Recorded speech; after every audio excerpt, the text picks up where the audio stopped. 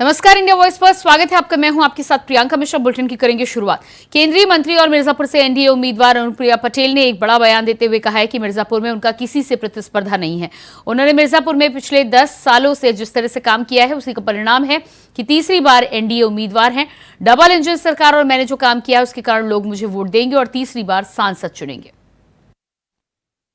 कोई प्रतिस्पर्धा नहीं है। हालांकि चुनाव है तो विभिन्न राजनीतिक दल गठबंधन अपने प्रत्याशियों को उतारेंगे ही, लेकिन मिर्जापुर में 10 वर्षों तक मैंने जो काम किया है उसके आधार पे मैं तीसरी बार एनडीए गठबंधन की प्रत्याशी के रूप में जनता के बीच में हूं।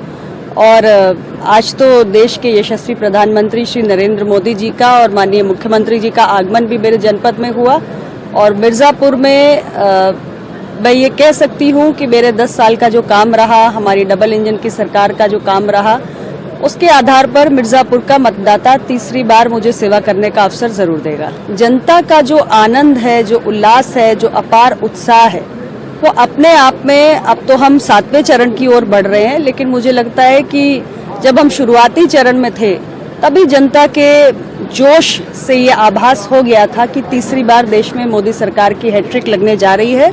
और ये आभास सिर्फ एनडीए गठबंधन के साथियों को ही नहीं बल्कि इंडिया अलायंस के साथियों को भी है कि तीसरी बार फिर से एनडीए की सरकार बनने जा रही है, मोदी जी प्रधानमंत्री बनने जा रहे हैं।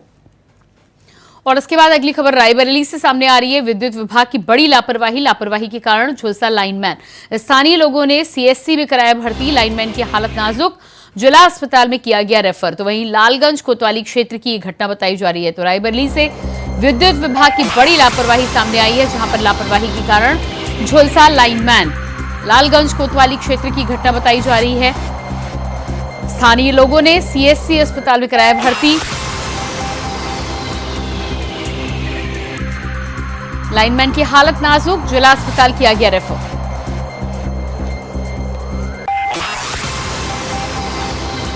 स्थानीय लोगों ने सीएससी अस्पताल में कराया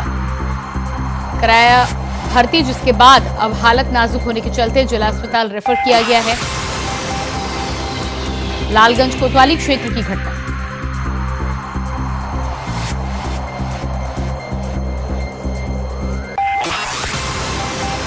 विद्युत विभाग की बड़ी लापरवाही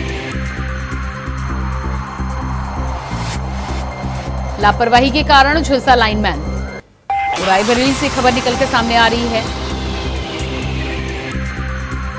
तस्वीरें भी आप देख पा रहे हैं। जिला अस्पताल रेफर किया गया है। लाइनमैन की हालत बेहद नाजुक बताई जा रही है। इस पूरे मामले में विद्युत विभाग की लापरवाही साफ सामने आई है। विद्युत विभाग की लापरवाही से लाइनमैन काम के दौरान पूरी तरह से झुलस जाता। स्थानीय लोगों ने सीएससी में कराया भर्ती, जहां से जिला अस्पताल किया गया है रेफर।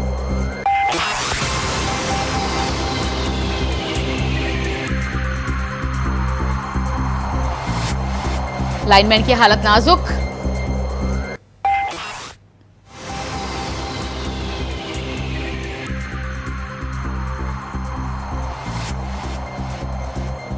और इसी खबर पर रायबरेली से हमारे साथ संवाददाता राजू तिवारी फोन लाइन पर जुड़ चुके हैं। जी राजू, जिस तरह की घटना रायबरेली से निकलकर सामने आ रही है, बताया जा रहा है कि विद्युत विभाग की लापरवाही की वजह से लाइनमैन झुलसा है और अब उसे जिला अस्पताल रेफर किया गया है। क्या है पूरी घटना और इस समय लाइनमैन की हालत क्या है?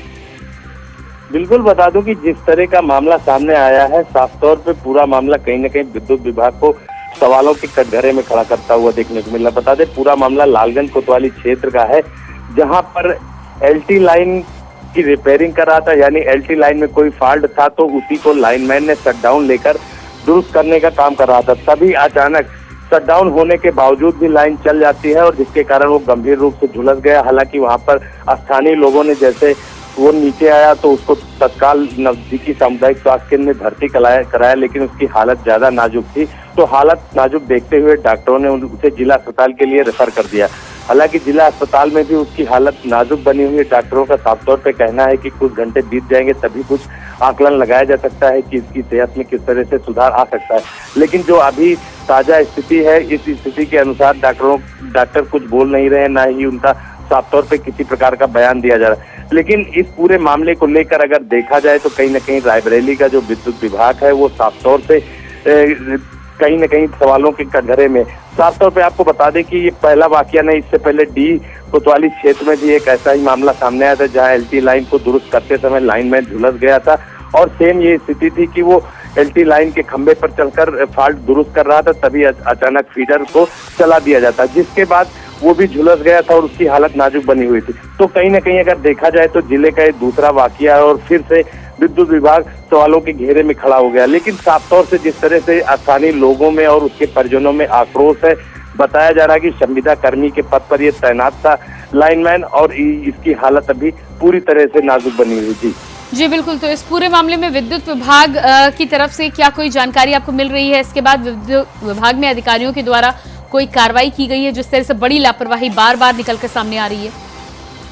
बिल्कुल, बता दें कि इतने बड़े हादसे होने के बावजूद भी अभी तक विद्युत विभाग के बड़े अधिकारी, ना तो जेई, ना एसडीओ, ना एक्सीएन, कोई उस लाइनमैन को देखने ना गया है और ना ही इस पूरे मामले पर किसी प्रकार की बात कह रहे हैं। साफ तौर पे कहा जा सकता है कि विद्युत विभाग के जो आला अधिकारी हैं वो अभी चुप्पी साधे हुए हैं और उनके तरफ से ना तो किसी प्रकार की सहायता राशि दी गई है और ना ही उस लाइनमैन को देखने गया है। इसी बात को लेकर जो स्थानीय लोगों में आक्रोश है और परिजनों का साफ तौर पे आरोप है कि संविदा के पद पर उसका लाइनमैन के पद पे ये तैनात था और उसके साथ जिस प्रकार की स्थिति हुई है, आला अधिकारी अभी तक ना तो देखने पहुंचे हैं, ना ही सांत्वना देने परिवार को पहुंचे। तो साफ तौर पे कहा जा सकता है कि कहीं न कहीं जो विद्युत विभाग है रायबरेली का, इस तरह का संवेदनहीन मामला सामने आया।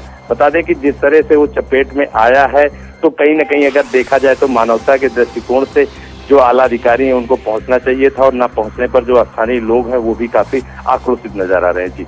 जी बिल्कुल, जिस तरह से घटना हुई है, जिला अस्पताल रेफर किया गया है, हालत अभी भी नाजुक बनी हुई है। ऐसे में विभाग के द्वारा जब कोई अधिकारी नहीं पहुंचाए तो किसी तरह की मदद की भी कोई गुंजाइश नहीं है। क्या इसको लेकर परिवार वालों की तरफ से कोई उम्मीद या कोई मांग उठाई जा रही है? देखिए, परिजनों की बात करें तो परिजनों का रो रो कर बुरा हाल है। परिजन अभी किसी प्रकार से बोलने को तैयार नहीं है। हालांकि जो स्थानीय लोग हैं उनका साफ तौर पे कहना है कि इसका प्रथम दृष्टया इलाज कराना चाहिए और जो उचित हो वो इलाज कराया जाए। हालांकि जिला अस्पताल में जो भी उपकरण उपलब्ध है उसके अनुसार उसका इलाज किया जा रहा है, लेकिन जो शरीर झुलसा हुआ है उसको कहीं न कहीं बढ़ते तापमान में जो इतनी भीषण गर्मी है इसमें वो झुलस गया। तो उसको देखते हुए कहीं न कहीं अगर देखा जाए तो जो ग्रामीण लोग हैं उनका साफ तौर पे कहना है कि लखनऊ ट्रामा सेंटर या अन्य जो भी अस्पताल हैं जहां उचित इलाज हो सके वहां पे इसको भर्ती कराकर उचित इलाज देना चाहिए। लेकिन जिस तरह से अभी जो विद्युत विभाग के आला अधिकारी हैं वो स्थानीय लोगों के अनुसार वो अभी मौके पे नहीं पहुंचे हैं, ना ही जो लाइनमैन था उसको देखने के लिए पहुंचे। तो साफ तौर पे अगर बात की जाए लाइनमैन की, तो लाइनमैन की जो स्थिति है वो काफी अभी नाजुक बनी हुई है। जी बिल्कुल राजू, इस तमाम जानकारी के लिए बहुत शुक्रिया आपका। बुलेटिन में फिलहाल रुकते हैं एक छोटे से ब्रेक के लिए, फौरन वापस लौटते हैं।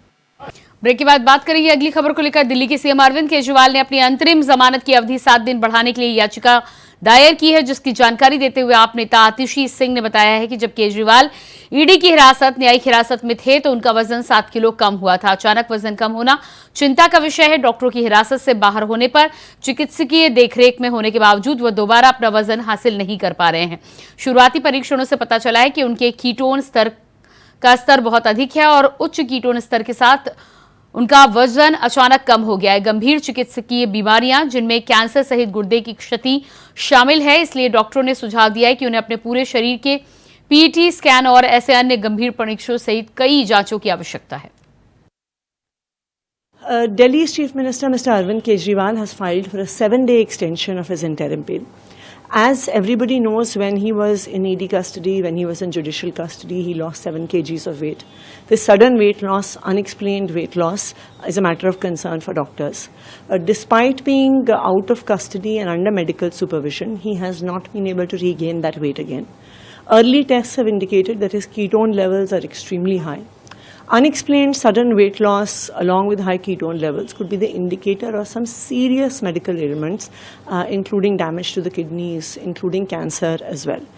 And therefore, doctors have suggested that he needs to have a set of series of investigation, including PET scan of his entire body and other such serious tests. Because for diseases, be it like cancer, be it like kidney diseases, detecting them at early stages is extremely important because these are rapidly progressing diseases. So this is why we have asked for a 7-day extension so that he can get all of these tests done, start whatever medication has to be started, and then 1 week later, on 9th, he will surrender instead of on 2nd. प्रधानमंत्री नरेंद्र मोदी ने उत्तर प्रदेश के मिर्जापुर में एक जनसभा को संबोधित किया। इस दौरान उन्होंने अखिलेश यादव पर जमकर निशाना साधा। पीएम मोदी ने कहा कि कानून व्यवस्था और समाजवादी पार्टी का 36 का आंकड़ा है। जो आतंकी पकड़े जाते हैं उनको भी ये सपा वाले छोड़ देते हैं। जो पुलिस अफसर इसमें आनाकानी करता था, सपा सरकार उसे सस्पेंड कर देती थी। इन्होंने पूरे यूपी को, पूर्वांचल को माफिया का सुरक्षित ठिकाना बना दिया था। सुनिए मिर्जापुर में पीएम मोदी ने क्या कुछ कहा। भाइयों और बहनों, अपने वोट बैंक को खुश करने के लिए इंडी गठबंधन वाले, समाजवादी पार्टी वाले कोई भी हद पार कर सकते हैं। अब तो इनके निशाने पर हमारे देश का पवित्र संविधान भी अब इनके निशाने पर है। ये दलित, पिछड़ों, आदिवासियों के हक लूटना चाहते हैं। हमारा संविधान साफ साफ कहता है कि धर्म के आधार पर आरक्षण हो ही नहीं सकता। इनके इरादे कितने खतरनाक हैं, इससे जुड़ा एक नया खुलासा मैं आज कर रहा हूं। 2012 में उत्तर प्रदेश विधानसभा चुनाव के समय जनवरी महीने में सपा ने अपना घोषणा पत्र जारी किया था। 2012 तब सपा ने अपने घोषणा पत्र में कहा था, जैसे दलितों को, पिछड़ों को आरक्षण मिला है, वैसे ही मुसलमानों को आरक्षण दिया जाएगा। ये सपा ने 2012 के घोषणा पत्र में कहा था। सपा ने डंके की चोट पर कहा था कि वो इसके लिए संविधान तक बदल देगी। इसके बाद 2014 के लोकसभा चुनाव में सपा ने फिर अपना घोषणा पत्र जारी किया। इसमें फिर सपा ने मुसलमानों को आरक्षण देने का ऐलान किया। देखिए इनकी आदत। और इतना ही नहीं, सपा ने घोषणा की थी कि पुलिस और पीएससी में भी 15% आरक्षण मुसलमानों को दिया जाएगा। आप कल्पना कर सकते हैं ये लोग अपने वोट बैंक को खुश करने के लिए किस तरह एससी, एसटी, ओबीसी का हक छीनने पर तुले हुए थे। भाइयों बहनों, मैं भी आप में से कईयों की तरह अति पिछड़े समाज से निकल करके यहां पहुंचा हूं। मुझे उनकी पीड़ा मालूम है। पिछड़ों ने कैसी जिंदगी जी है वो मुझे मालूम है। उसको भी ये लूटना चाहते हैं। सरकार में आने के बाद इन्होंने अपनी मनमानी भी की, लेकिन मामला तब से सुप्रीम कोर्ट में फंसा हुआ है। बावजूद इसके ये पिछले दरवाजे से ओबीसी का हक, अति पिछड़ों का हक मुसलमान को देते रहे हैं। लेकिन बार बार कभी हाई कोर्ट, कभी सुप्रीम कोर्ट इसको रोक लगाती है, गंभीर सवाल पूछती है, मामले लटके रहते हैं। अब इसलिए इन्होंने क्या सोचा है कि अब इंडी वालों ने तय किया है कि मुसलमानों को आरक्षण देने के लिए एससी, एसटी, ओबीसी, अति पिछड़ों का आरक्षण छीनने के लिए अब वो आखिरी उपाय खोज लिया है और वो आखिरी उपाय है उनका संविधान में बदल लाना, संविधान में लिख देना। वो कहते हैं कि संविधान में लिखेंगे मुसलमानों को आरक्षण दिया जाएगा और इसलिए ये लोग संविधान बदलना चाहते हैं। ये कोर्ट कचहरी के झंझट को एक बार में ही खत्म करना चाहते हैं। उत्तर प्रदेश के मुख्यमंत्री योगी आदित्यनाथ मिर्जापुर में एक जनसभा को संबोधित करने के लिए पहुंचे, जहां सीएम योगी आदित्यनाथ ने कहा कि 2014 से पहले एक एक बूंद पानी के लिए यहां की आम जनता तरसती थी। सुनिए उन्होंने क्या कुछ कहा। ये मई का महीना है, याद करिए 2014 के पहले एक एक बूंद पानी के लिए यहां की आम जनता तरसती थी। आजादी के 70 वर्षों तक ये चलता रहा, लेकिन हम आभारी हैं मोदी जी के, जिन्होंने हर घर नल की योजना से आज मिर्जापुर और सोनभद्र को भी सिचुएट करने का काम किया है। और बहन और भाइयों, इसीलिए हम कहने के लिए आए हैं, चुनाव के 6 चरण पूरे हो चुके हैं। 7वें चरण में आपको 1 जून को मतदान करना है। बहन और भाइयों, मैं आपसे ये अपील करने के लिए आया हूं, देश की जो आवाज है, उत्तर, दक्षिण, पूरब, पश्चिम, कहीं भी हम जाते हैं, कश्मीर से लेके कन्याकुमारी तक, कामरूप से लेके कच्छ तक, एक ही आवाज है, एक ही स्वर है, एक ही नारा है, और वह है कि फिर एक बार और अब की बार 400 पार। तो 400 पार के इस अभियान में मिर्जापुर और रावर्सगंज में भी एनडीए के प्रत्याशी विजयी होने चाहिए।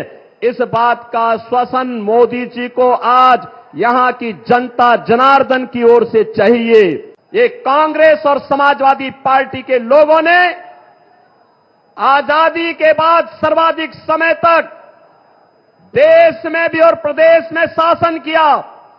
जिन लोगों ने आपको एक एक बूंद पानी के लिए तरसाया था, जिन लोगों की नीतियों के कारण यह क्षेत्र नक्सलवाद की चपेट में आया था, जिन लोगों ने आपको विकास से वंचित किया था, जिन लोगों ने यहां के संसाधनों पर माइनिंग माफिया को यहां पर कब्जा करने की खुली छूट दी थी, जिन लोगों ने मेडिकल कॉलेज के लिए मिर्जापुर को और सोनभद्र को तरसाया था, जिन लोगों ने आपको विश्वविद्यालय के लिए तरसाया था, यह सही समय है। और मोदी जी जो कहते हैं कि यही समय है, सही समय है, उनको अपने वोट के लिए तरसाइए, उनको इस बात के लिए तरसाइए कि तुमने हमारी पीढ़ियों को खराब किया है, अब तुम्हें भारत की राजनीति से विदा करने के लिए मोदी जी के नेतृत्व में एनडीए कार्य करेगा, एक एक जनता जनार्दन कार्य करेगी। बहनों और भाइयों, आज इस नए भारत में विरासत है तो विकास भी है, सुरक्षा है तो सम्मान भी है, गरीब कल्याण है तो समाज के अंतिम पायदान पर बैठे हुए व्यक्ति को अंत्योदय से राष्ट्रोदय की इस यात्रा के साथ उसको भी सहभागी बना करके इस कार्यक्रम को आगे बढ़ाने का कार्य आदरणीय मोदी जी के नेतृत्व में भारत बखूबी आगे बढ़ा रहा है। बहनों और भाइयों, देश और दुनिया के भारत आज दुनिया के अंदर सम्मान प्राप्त किया है और उत्तर प्रदेश ने आदरणीय प्रधानमंत्री जी के मार्गदर्शन और नेतृत्व में जो यात्रा प्रारंभ की है, हमारा ये मिर्जापुर जनपद, सोनभद्र जनपद उसका उदाहरण है। आपने देखा होगा काशी में काशी विश्वनाथ धाम है, आज नए रूप में पूरी दुनिया को अपनी ओर आकर्षित कर रहा है। तो अयोध्या में मर्यादा पुरुषोत्तम प्रभु श्री राम की पावन जन्मभूमि अयोध्या 500 वर्षों का इंतजार समाप्त करते हुए भगवान श्री रामलला को विराजमान करने का काम भी अयोध्या धाम में आदरणीय मोदी जी के नेतृत्व में संभव हो पाया है। और यह विंध्यवासिनी का धाम, जहां पे पहले नवरात्रि के दौरान लोग सशंकित रहते थे, पता नहीं कब क्या हो जाए। बहन और भाइयों, आज विंध्यवासिनी धाम में भी मां विंध्यवासिनी का कॉरिडोर अंतिम यानी वो कार्य पूरा होने के अंतिम छोर में है और अब लाखों श्रद्धालु मां विंध्यवासिनी का दर्शन कर सकता है। और इसी के साथ फिलहाल इस बुलेटिन में इतनी खबरों के लिए लगातार बनी रहिए इंडिया वॉइस के साथ। नमस्कार।